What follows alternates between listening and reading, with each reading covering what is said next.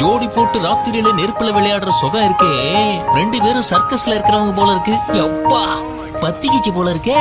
இத செய்யறதுக்கு முன்னாடி கூடுதலா இருக்கிற எரிபொருளை வெளியேற்றி இருக்கணும்ல. மறந்துட்டீங்களம்மா.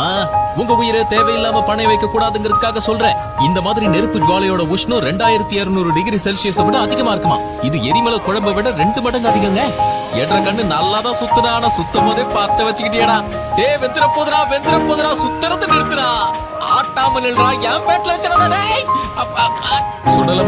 சுடலமணி நெருப்ப பார்த்து சுத்து. நீ ஒரு கையில சுத்தினாலே விளங்கிடும், இதுல 2 கையில வேறையா.